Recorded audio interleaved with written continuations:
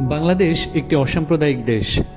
স্বাধীনতা পরবর্তী গত 53 বছরে বাংলাদেশ বিশ্বে অসাম্প্রদায়িকতা ও বিভিন্ন ধর্মাবলম্বী মানুষের শান্তিপূর্ণ সহাবস্থানের এক নজিরবিহীন উদাহরণ সৃষ্টি করেছে। আগামী 13ই অক্টোবর অনুষ্ঠিতব্য হিন্দু সম্প্রদায়ের সবচেয়ে বড় উৎসব শারদীয় দুর্গাপূজাকে কেন্দ্র করে বিগত কয়েকদিন আগে মাননীয় স্বরাষ্ট্র উপদেষ্টার প্রেস কনফারেন্সের প্রদেয় বক্তব্য এই অসাম্প্রদায়িক চেতনারই একটি সর্বোৎকৃষ্ট উদাহরণ হিসাবে প্রতীয়মান হয়। প্রেস কনফারেন্সে দেওয়া বক্তব্যে আগামী শারদীয় দুর্গাপূজাকে কেন্দ্র করে যে সমস্ত পদক্ষেপ বাংলাদেশ সরকার নিতে যাচ্ছে তার চুম্বক অংশ তিনি উল্লেখ করেন, যার মধ্যে পূজা মণ্ডপের নির্মাণকালীন নিরাপত্তা থেকে শুরু করে পূজা চলাকালীন সময়ের নিরাপত্তা, নির্বিঘ্নে পূজা পালনের সর্বপ্রকার ব্যবস্থা গ্রহণ সহ দুর্ঘটনা রোধে ব্যবস্থা গ্রহণ ও উদ্ধার কার্যক্রম পরিচালনার বিষয়গুলো উঠে এসেছে। এছাড়াও এই মিটিংয়ে পূজা মণ্ডপে আগত শিশু ও নারী দর্শনার্থীদের নিরাপত্তা নিশ্চিতকরণ, বিদ্যুৎ সংযোগ অবিচ্ছিন্ন রাখা ও পূজা মণ্ডপের সর্বময় নিরাপত্তার জন্য বাংলাদেশের সমগ্র পর্যায় থেকে স্বেচ্ছাসেবক নিয়োগের কথাও তিনি বলেছেন। এছাড়া যে সমস্ত পূজা মণ্ডপ সংলগ্ন রাস্তাঘাট মেরামতের প্রয়োজন সেই সমস্ত রাস্তাঘাট মেরামত সহ যানজট নিরসনের কথাও তিনি বলেন।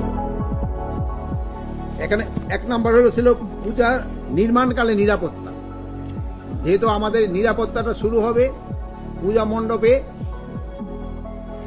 নির্মাণ যখন শুরু হয়ে যায় সেই সময় থেকে।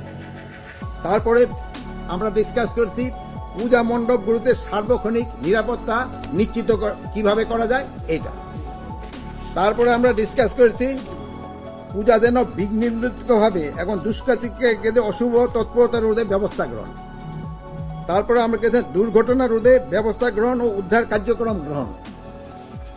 তারপরে আমরা আরো একটা ডিসিশন নিয়েছি পূজা মণ্ডপে আগত শিশু নারী দর্শনার্থীদের নিরাপত্তা নিশ্চিতকরণ। তারপরে আমরা আরেকটা ডিসিশন নিয়েছি বিদ্যুৎ সরবরাহ নিরবিচ্ছিন্ন রাখা।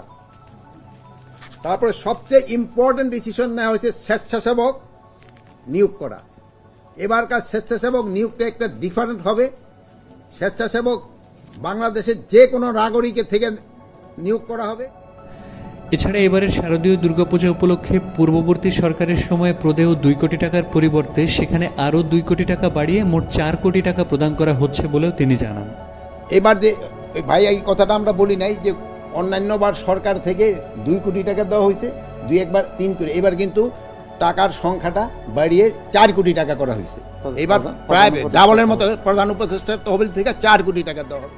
এছাড়াও ধর্মীয় উপদেষ্টা জানান সনাতন ধর্মাবলম্বী ভাই বোনেরা যাতে নির্বিঘ্নে পূজা পালন করতে পারেন সেজন্য পূজার নিরাপত্তা দিতে আকাশে হেলিকপ্টার এবং দশমীর দিনে ডুবুরির ব্যবস্থাও থাকবে। ধর্মীয় ভাব গাম্ভীর্যের সাথে সনাতন ধর্মের ভাই বোনেরা তাদের এই পূজা উদযাপন করতে পারেন। আকাশে হেলিকপ্টার থাকবে এবং দশমীর দিন ডুবুরি থাকবে। আমরা এভাবে সিদ্ধান্ত নিয়েছি। সময়ের সাথে সাথে বাংলাদেশ এভাবে অসাম্প্রদায়িকতার এক অনন্য নজির স্থাপন করে চলেছে, যা সত্যিই প্রশংসনীয়। আর এভাবে শান্তিপূর্ণ সহাবস্থানের মাধ্যমেই পৃথিবীর বুকে বাংলাদেশ আজ হয়ে উঠেছে ধর্মনিরপেক্ষতা ও অসাম্প্রদায়িকতার এক অনন্য উদাহরণ।